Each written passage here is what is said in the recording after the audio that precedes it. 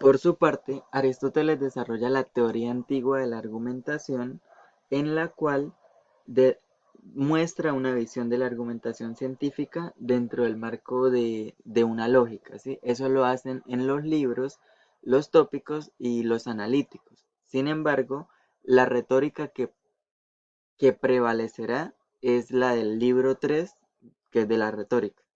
Bueno, entonces, las características son que la retórica de Aristóteles se reduce a un manual de estilo o una técnica expositiva, lo que sería prácticamente igual al arte de hablar bien, es decir, centrada en la persuasión.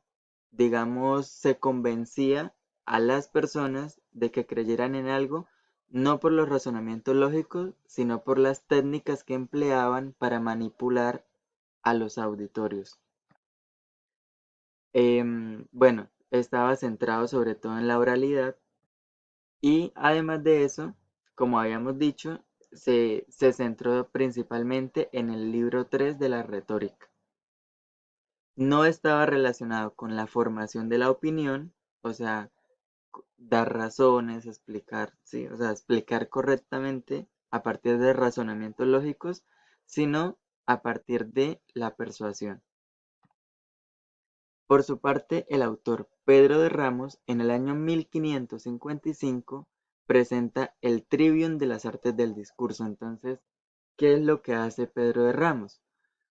En su obra, él dice que la gramática es el arte de hablar bien, la dialéctica razonar correctamente y la retórica el uso elocuente y adornado del lenguaje. Entonces, ¿qué significa esto? ¿Por qué está subrayado?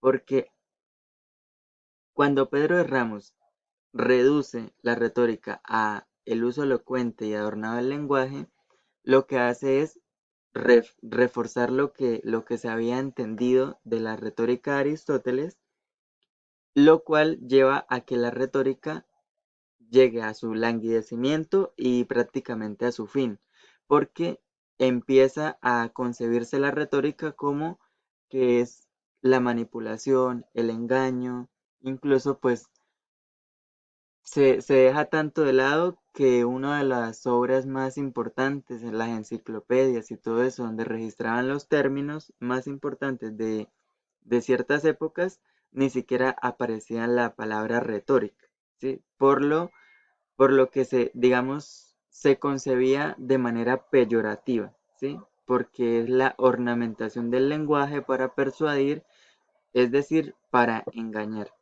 Y además de eso, al dejarlo como simplemente como la elocuencia, también está suprimiendo dos aspectos importantes de los discursos, que son los dos primeros, los de amarillo y los de azul. Entonces, todo discurso tiene tres etapas.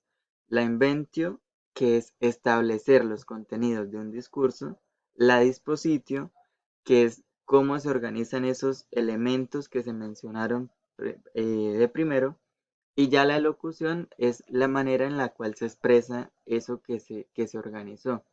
Entonces, eso sería el cuerpo del discurso. Y esto sería ya a lo que se reduce la retórica según lo que nos dice el autor Pedro de Ramos. Entonces, se suprimen estos dos caracteres y se deja el último simplemente.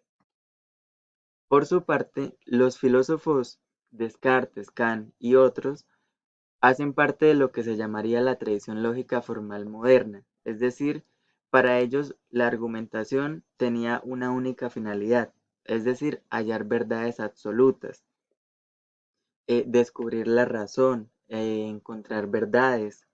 Ese es el sentido que ellos le dan a la argumentación.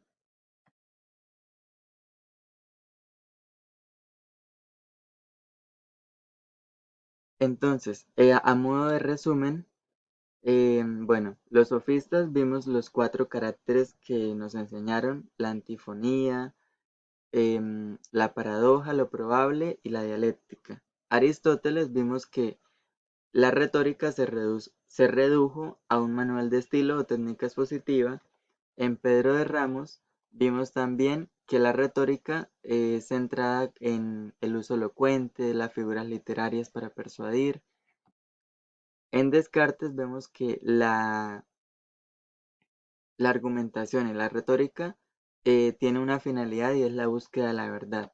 Por su parte, los autores Toulmin, Olbrecht y Perelman conciben la retórica y la argumentación desde otro sentido. O sea, Toulmin, Titeca y Perelman son los que están en contra de la manera en que conciben la argumentación los autores posteriores, digo, anteriores a ellos, Descartes, Kennedy y los filósofos de la época.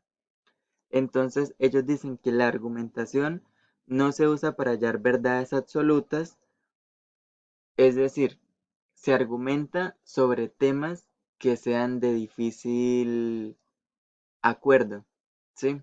Entonces, y para ellos, contrario también a Aristóteles, a Pedro de Ramos, lo más importante de la argumentación, lo más importante de la retórica es el convencimiento a partir de los razonamientos lógicos y no el convencimiento a partir de la persuasión, es decir, usar el discurso para hacer creer a las personas de ciertas ideas. Bueno, por su parte, Tullman, Titeca y Perelman publican sus obras en la década de los 50. Stephen Tullman, su libro más representativo es este, Los usos de la argumentación, del cual luego se va a desprender algo que llaman el modelo de Tullman de argumentación.